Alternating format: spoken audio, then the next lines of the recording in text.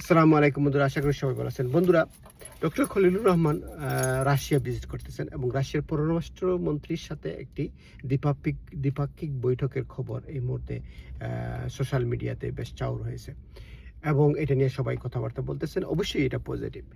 বাংলাদেশের মতো একটি দেশের পররাষ্ট্রমন্ত্রী যখন রাশিয়াতে আমন্ত্রিত হন এবং সেখানে যান, সেখানে বায়োলেটারাল চুক্তি বা বায়োলেটারাল মিটিং করেন, সেটা অবশ্যই অনেক পজিটিভ সাইন বেয়ার করে। তার কারণ হচ্ছে, আমরা গত সরকারের আমলে, গত আওয়ামী লীগ সরকারের আমলে, বিশেষ করে গত 15-17 বছর আমাদের ডিপ্লোমেসিটা অনেকটা ভারত কেন্দ্রিক ছিল বা ভারত নির্ভর ছিল। আমরা দেখেন ওয়ার্ল্ড পলিটিক্সে বা জিও পলিটিক্সে আমাদের যে নিজস্ব যে ডিপ্লোমেসি, নিজস্ব স্বার্থের যে ডিপ্লোমেসি, সেটা আমরা অর্জন করতে পারিনি বা সেটা তুলে ধরতে পারিনি।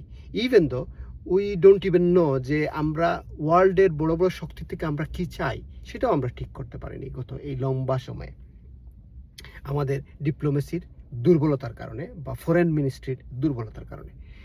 কিন্তু এখন মনে হচ্ছে যে গত ইউনূস সরকারের আমলে এবং বর্তমান সরকারের আমলে এই ডিপ্লোমেসিটা অনেকটা কমপ্লিটলি ঢেলে সাজানো হয়েছে এবং বর্তমান সরকার যেন বুঝতে চাচ্ছে যে তারা কি চায় বা আমরা কি চাই, আমাদের বাংলাদেশের আগামী ভবিষ্যতে, আমাদের ভবিষ্যৎ বাংলাদেশের জন্য কি দরকার, কি জরুরি, কোন দিকে হাঁটলে আমাদের স্বার্থ সিদ্ধ হবে, কোন দিকে হাঁটলে আমাদের ভবিষ্যৎ সেফ থাকবে এবং নিশ্চিত থাকবে। এই 18 কোটি মানুষের দেশ, 18 কোটি মানুষের দেশ, এটা কোনো ছোট দেশ না। এটা পরিধি বা এরিয়া হয়তো ছোট হইতে পারে, কিন্তু 18 কোটি মানুষ, এটা ওয়ার্ল্ডের অনেক অনেক উন্নত দেশের থেকেও এটার জনসংখ্যা অনেক বেশি। আর জনসংখ্যা আজকালকার সময়ে বর্তমান পৃথিবীতে জনসংখ্যা একটি শক্তিশালী অবস্থান। পৃথিবীর অনেক উন্নত দেশে এখন জনশক্তি একটি সমস্যা হয়ে দাঁড়িয়েছে।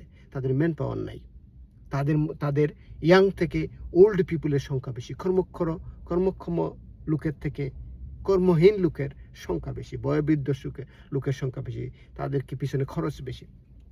যাই হোক বন্ধুরা, আমরা সেদিক দিয়ে অনেক সৌভাগ্য যে আমাদের একটি বড় জনশক্তি আছে, ওয়ার্কেবল শক্তি আছে, যেটা আমরা যে কোনো সময় যে কোনো কাজ করতে পারি বা করার ক্যাপাবিলিটি রাখে।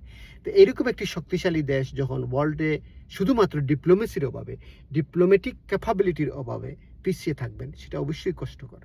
তো আমরা সবচেয়ে সৌভাগ্যের বিষয় হচ্ছে বর্তমান সরকারের আমলে আমরা অ্যাটলিস্ট ভারত নির্ভরতা বা ভারত নির্ভর ডিপ্লোম্যাটিক যে একটি চক্র, সেটার থেকে বের হয়ে আমরা নিজেদের একটি দিক নির্ধারণ করতে চাচ্ছি।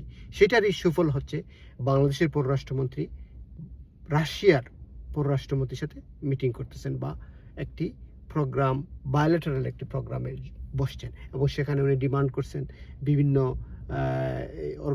এই রাশিয়া ভিত্তিক একটি অর্গানাইজেশনে যুক্ত হওয়ার জন্য অনুরোধ করছেন। প্লাস হচ্ছে যে ব্রিক্সে যাতে বাংলাদেশের অন্তর্ভুক্তি নিশ্চিত হয় সেটা অনুরোধ করছেন এবং রাশিয়া ওপেনলি বলে দিছে যে আমাদের সমর্থন বাংলাদেশের পক্ষে আছে, বাংলাদেশের ব্রিক্সে অন্তর্ভুক্তির ব্যাপারে রাশিয়ার সমর্থন আছে এবং থাকবে। এটা অনেক বড় ব্যাপার। এটা যখন একবার উনি ঢালাওভাবে পরিষ্কারভাবে বলে ফেলছেন, তাও একজন পররাষ্ট্রমন্ত্রী, রাশিয়ার পররাষ্ট্রী, এই কথাটা কিন্তু এটা মোটামুটি বুঝে যায় এটা ইটস অলরেডি ডিসাইডেড। তো এটা ভবিষ্যতে হয়তো আমরা এটার রেজাল্ট দেখতে পারবো।